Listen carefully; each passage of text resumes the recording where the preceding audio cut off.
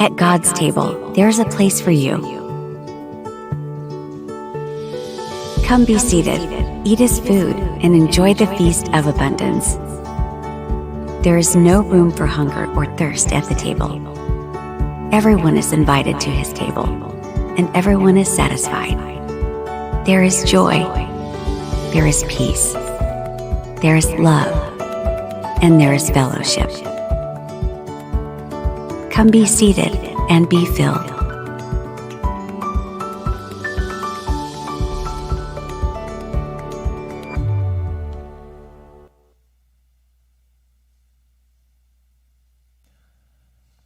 Good morning, everyone. So, food is kind of an interesting thing.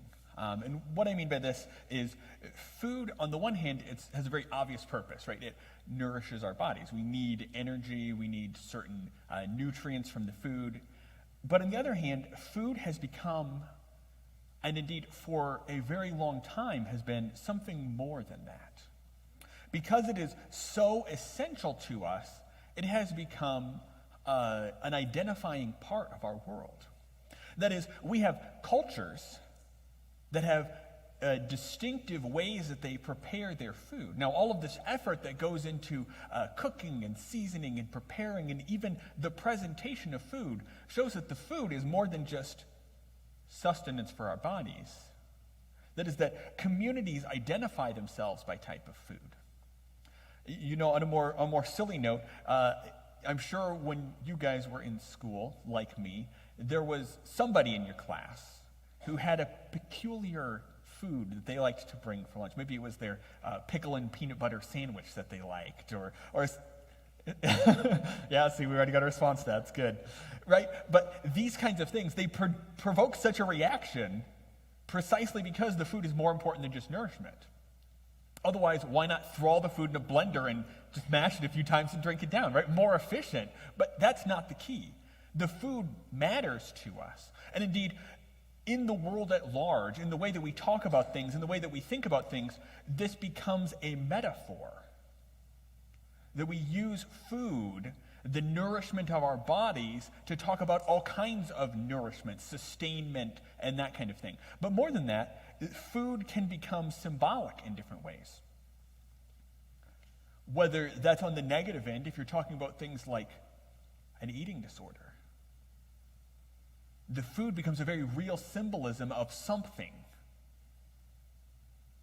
challenging, something hard. You know, when Lydia and I were shopping at one time, over a period of time, we had a bit of a, not really a fight, just a disagreement, a confusion between us. Because I always wanted her to buy more canned goods. And she would say, well, I bought enough for the meals that we planned for the week. Why do I need to buy any more canned goods? And it wasn't until later in our marriage that I realized the reason why I wanted her to buy all these canned goods is because when I was growing up, my mother kept our pantry stocked with canned goods. And so I identified having a pantry full of canned goods with a feeling of security and abundance. It made me slightly uneasy to have an empty pantry. Not because there wasn't food available, not because we couldn't afford to go buy food. There was just something about the symbol of having food in my pantry that made me feel better. A symbol. Very interesting. So in this passage we're going to look at today from Psalms, food is a primary symbol. So we'll pull this up here. This is from, not Psalms. This is from Proverbs, chapter 9.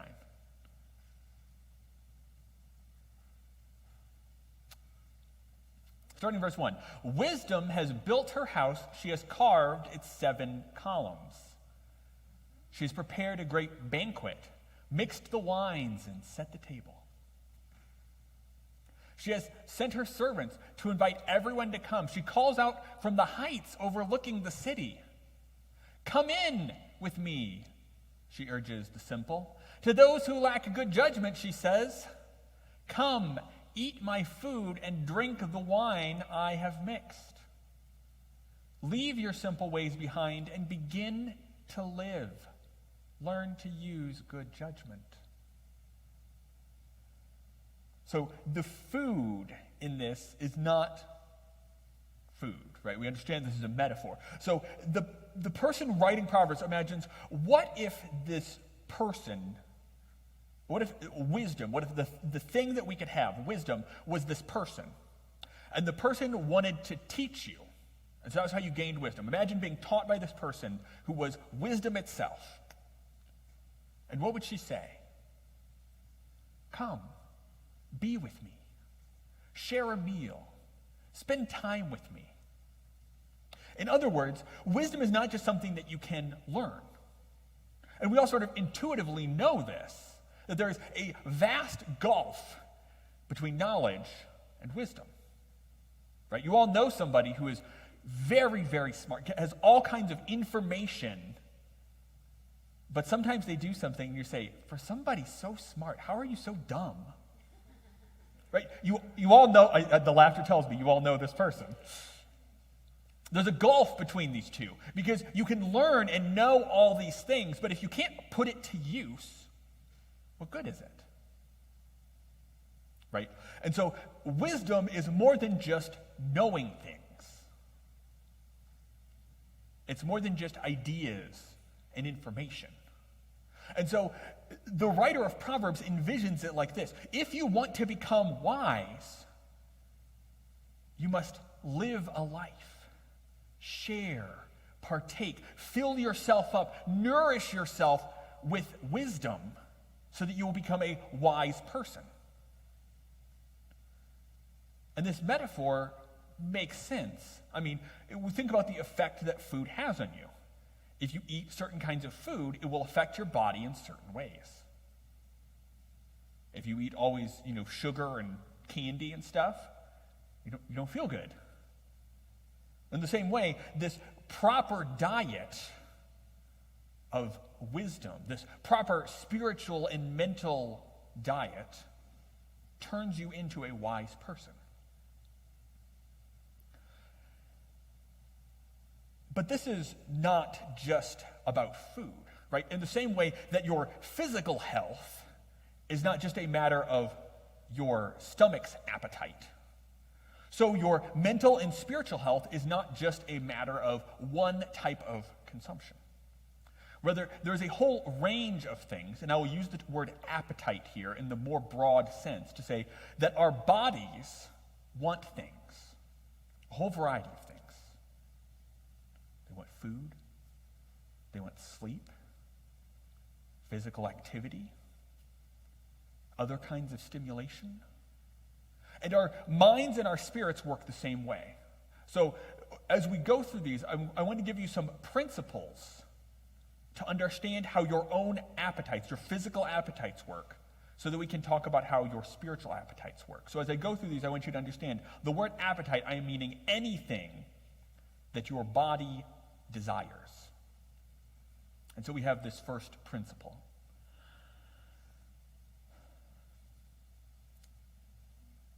Often our appetites show us what we want and not what we need.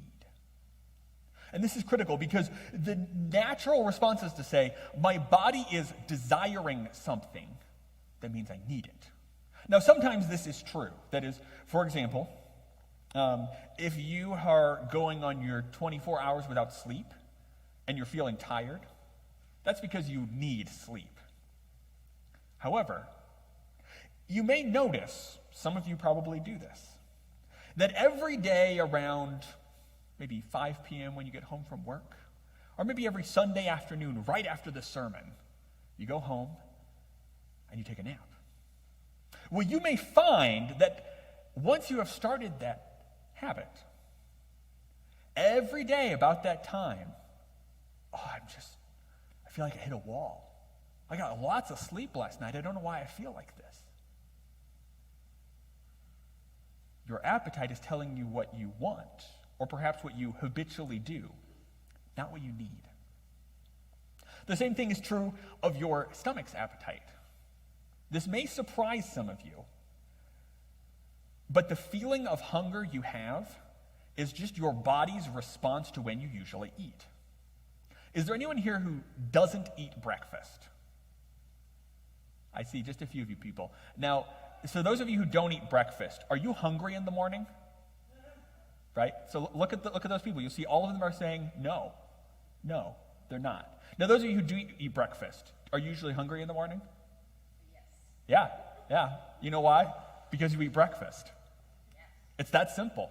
And so I'm going to tell you something, and I don't want you to take this the wrong way. This is something that I did when I was in college, and I had a particular environment and a lot less requirements in my life, and I was able to do this kind of thing. This is not some sort of hyper-spiritual moment for me, but I just want to tell you. I fasted for 11 days. And a very interesting thing happens if you start fasting. After about 3 days, you stop being hungry. Like just completely, you're just not hungry at all, every meal. You feel like your stomach feels like there's nothing in it, because there's not, but you're not hungry. Now, I have never been starving, but when I was reading about fasting, I was learning about it in case I ever got to that point that I started starving. I would know to eat.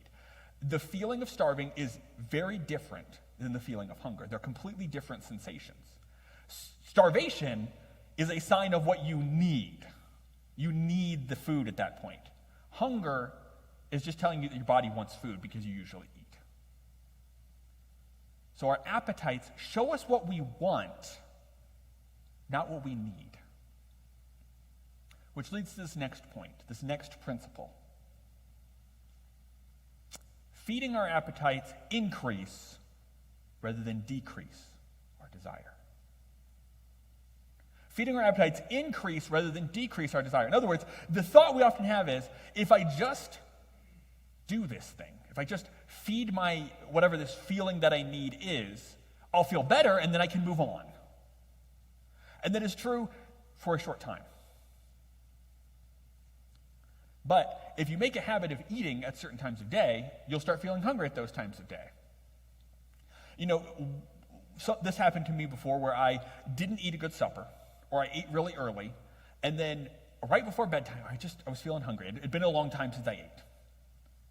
So I had a snack. Well, the next day I had a good supper, but right before bed, now I feel hungry. So I have a snack. The next day, right before supper, I feel hungry, or right before bedtime, I feel hungry. So I have a snack, right? I don't need to eat that fourth time of the day, but once I start doing it, my body says, oh yeah, this is good. This is real good. So when we feed our appetites, when you feed any of your appetites, right, you may find on the days when you sleep all day, and you get up, it's not like you suddenly are like, whew, I feel rested, I'm ready to go. Often you're like, man, I could go sleep for another 2 hours. When you feed your appetite, it increases rather than decreases the desire. And this is especially doubly true if the appetite is fed with something bad, if it's fed with something addictive, right? Eat one potato chip and be done, satisfies the desire? No. Eat one piece of candy and you're like, oh, I'm good, don't need any more? No. But what about other things? Things that are genuinely addictive, right? How many people have fallen into habits that they despise? Smoking, over drinking, because they said, well, I'll just have a little bit, it'll be fine. When you feed your appetite, you increase the desire. You don't decrease it. Benjamin Franklin said, it is easier to suppress the first desire than to satisfy every that follows after. Feeding our appetites increase rather than decrease our desire. And the third principle is this. The way we feed our appetites does affect other people. It's easy to think like, oh, well, who cares what I eat? Who cares how much I sleep? Right? Those kinds of things, it's easy to feel like that's for me. But the reality is we are so interconnected that the things that you do to yourself affect other people. Let me give you some examples. If you eat very poorly and don't exercise, and because of that, you are either hospitalized or pass away or become sick and ill early in life, you bet that affects other people. If you don't get enough sleep and you snap at your spouse, the way you fed your appetite affects other people. If you're busy working on something and you just say, oh, well, I'll eat a little bit later, but you're a person who gets extremely hangry, it affects other people. But it goes deeper than that. What about, say, the way we feed our boredom? The kinds of activities we engage in. You see, those things that we like to do are produced by people.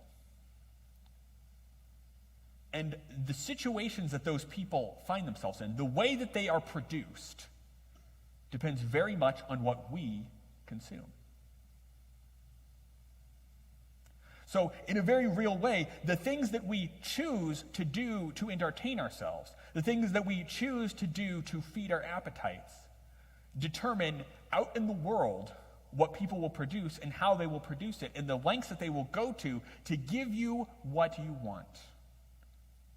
And I will be very blunt here, very honest. A perfect example of this is pornography.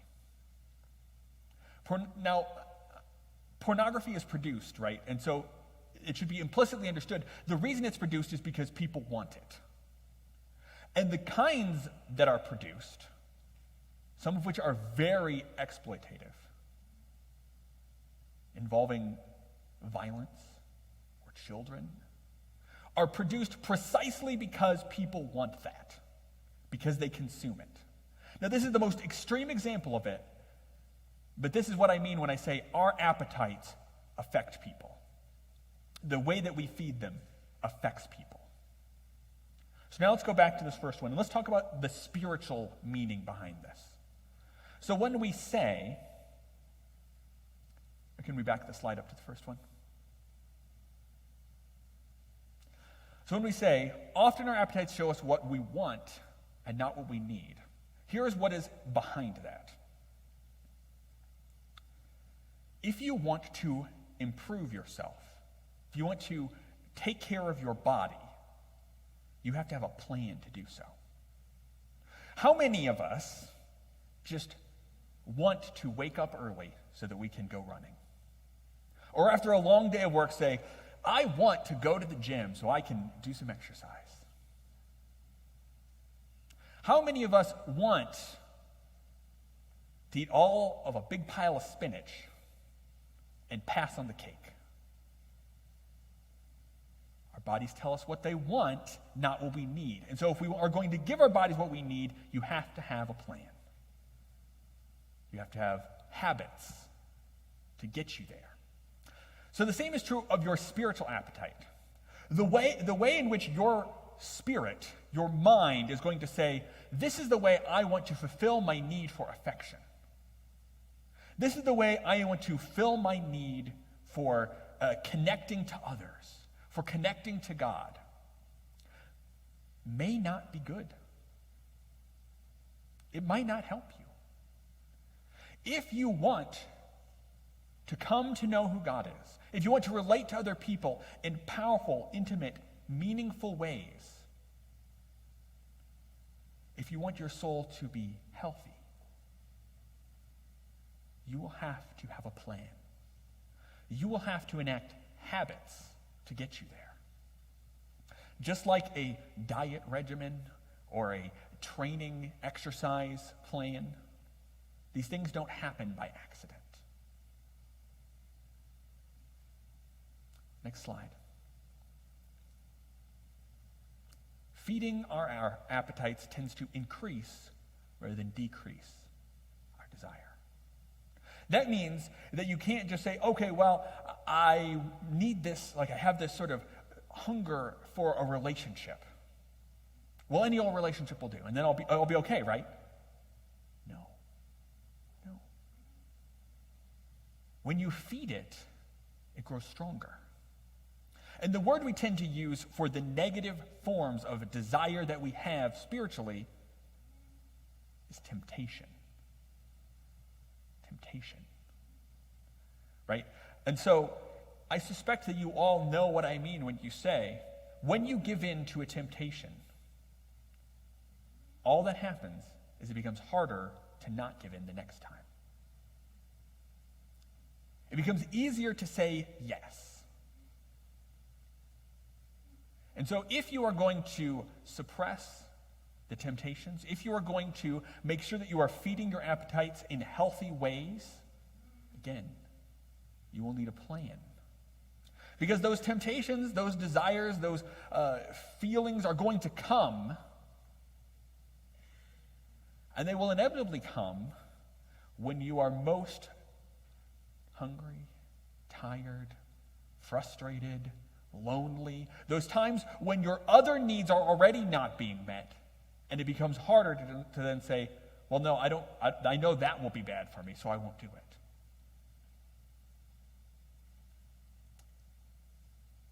It is just as true of our spiritual appetites as it is of our physical appetites. It is easier to suppress the first desire than to satisfy every that come after. And finally, the way we feed our appetites does affect other people. Our interconnectedness means that the way that we meet our own spiritual needs will affect those around us. Whether we are doing so in a healthy way that builds them up, that encourages them, that nourishes them too, whether we are simply failing to do so and thereby causing others around us to languish, or becoming the kind of person who is mean and harsh, cold-hearted. You see, this goes back to that passage that we read, this idea of wisdom laying out a banquet. To become that wise person, the writer of Proverbs says, it's not enough just to eat a meal and be done. Go and be with wisdom. Live with her. Learn from her. Eat from her feasts. Eat and eat and eat until you are full. And the same is true of all of our spiritual life. If you want to become that kind of person, spiritually whole and healthy, wise and profound and loving and giving and compassionate and graceful, you must live that way. You must learn, submit, and grow. And so the fundamental question that all of this boils down to is one of habit.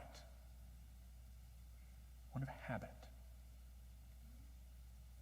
Where are your habits leading you? What kind of person are your habits making you become? You see, just as we can talk about our physical habits, what kind of exercise you do, what kind of food you eat, what kind of things you do to entertain yourself, so we can talk about our spiritual habits. And those choices that we make daily are forming us into something, are making us into a kind of person. And so the question is that the kind of person you want to be? Are your habits producing the kind of person you want to be? And if they aren't, how do your habits need to change? Where are your habits leading you?